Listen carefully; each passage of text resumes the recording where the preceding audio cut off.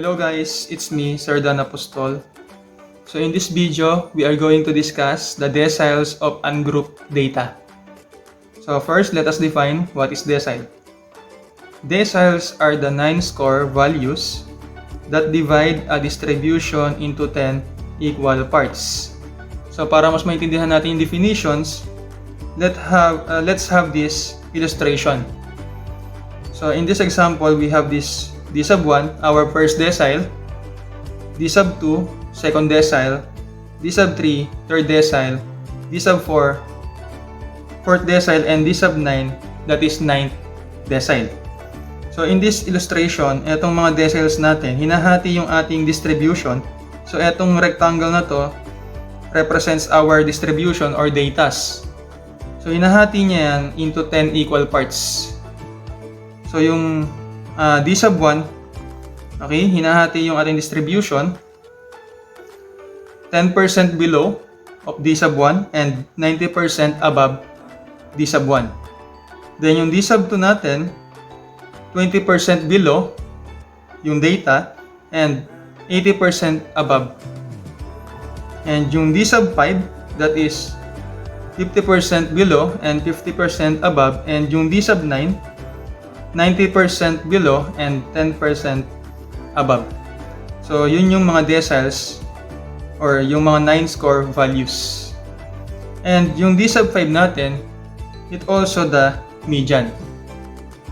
So yung whatever the values of the median, that is D sub 5 or yung decile, yung 5th decile natin. So let's have these examples. Okay, so let's have this example number 1. So find the third decile of the age of the teachers in PCNHS. So we have the following data, which are 18, 21, 20, 17, 15, 29, 27, 22, and 28. So we have 2, 4, 6, 8, 9. So meron tayong 9 datas, kaya yung N natin or yung total frequency natin ay 9. Okay? So to solve for the third decile of this distribution or data, first let us arrange it into ascending or descending order. So in this case, i-arrange natin siya in ascending. So we have the arrangement. Tignan natin yung pinakamababa. So we have 15. Next, 17. Next is 18. Next, 20. Next, 21. Next, 22.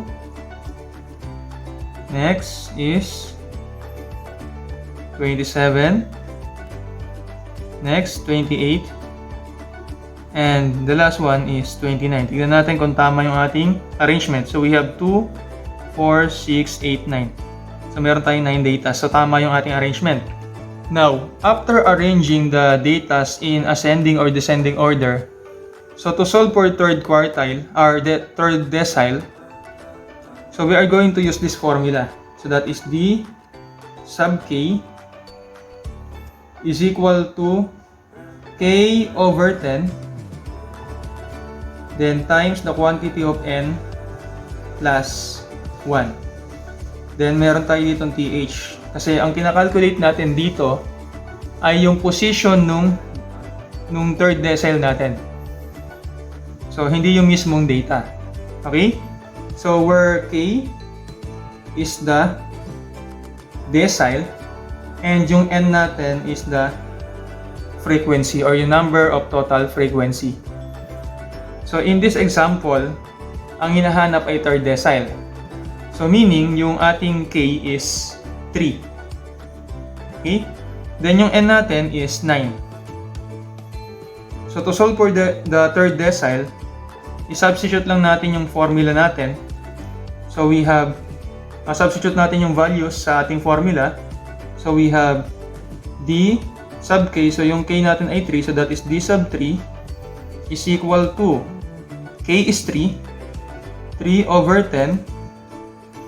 Then times the quantity of N. N is 9 plus 1 So meron tayo ditong PH.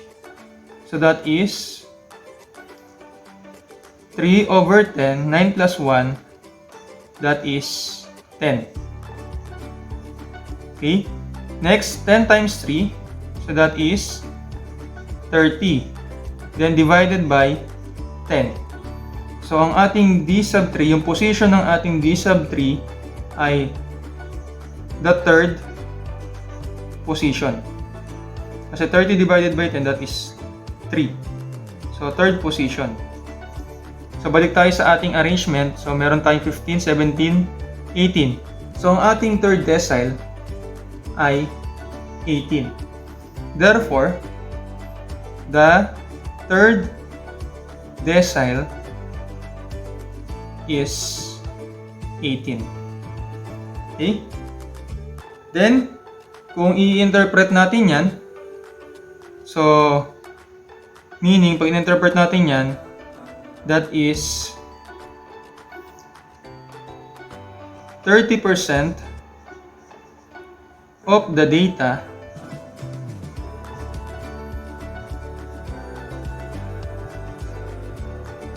are below decile 3, which is, or third decile, which is 18. Okay? So that is our third decile. Example number 2. Find the sixth decile of the given set of data.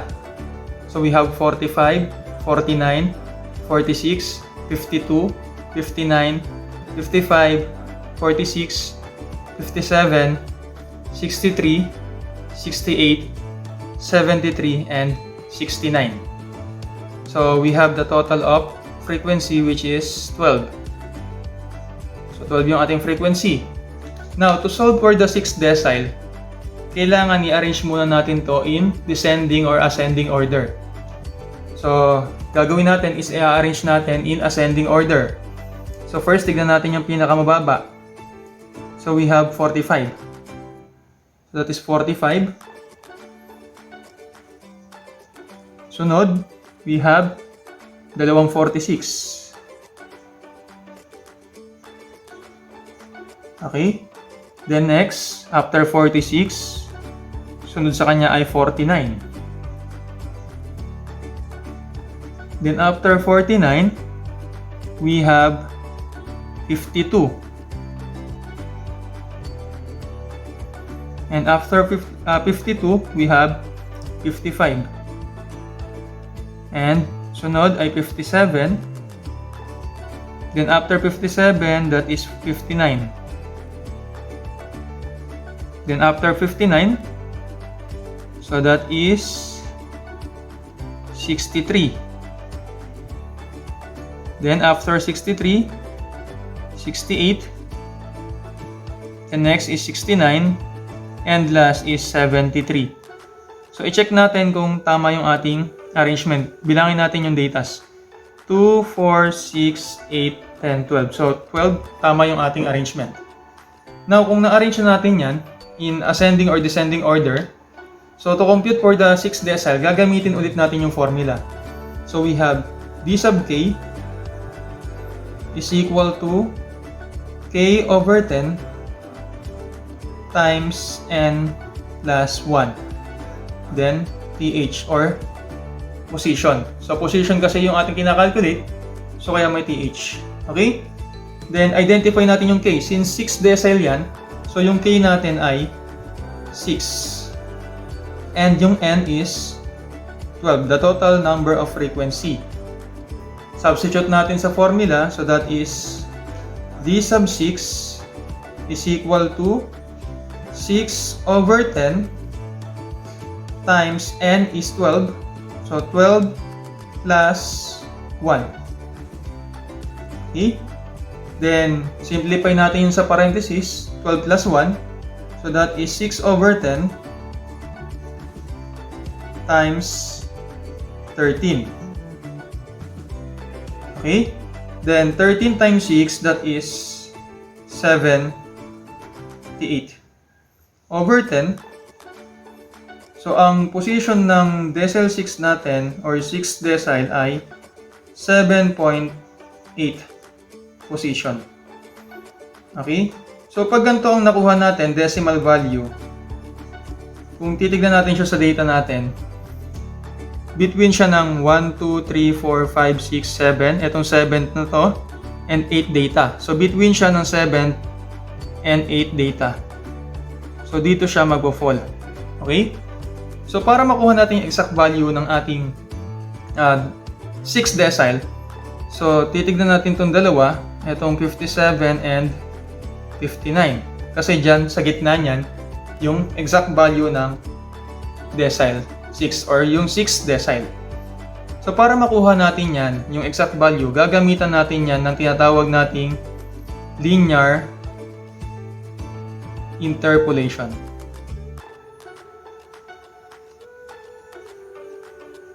Okay? So, ano ba itong linear interpolation? So, magkakaroon tayo ng formula. So, to find the exact value of T sub 6 or yung 6th decile, okay? So, ang formula natin dyan ay smaller number, okay, plus the product of the decimal value times the difference of larger minus smaller. Okay? So, ito yung ating formulang gagamitin. So, ano itong smaller number? So, titignan natin yung ating dalawang position dito. Kasi nga, sa gitna nila, mag-fall. So, yung smaller number dyan, ito yung ating 57 kasi mas maliit siya sa 59. Then, ano itong decimal value?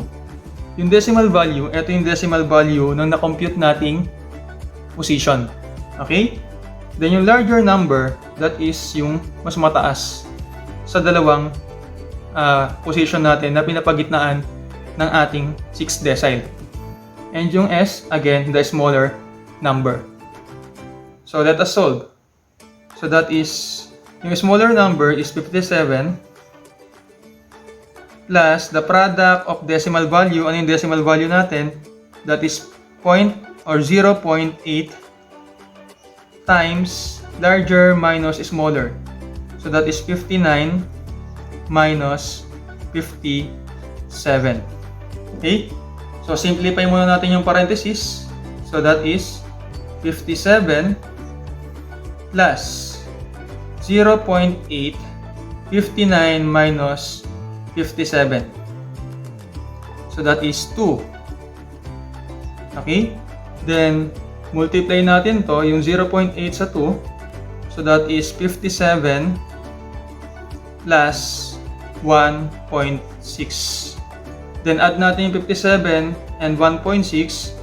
So that is, decile 6 is 58.6. So, yung exact value ng ating 6th decile ay 58.6. Okay?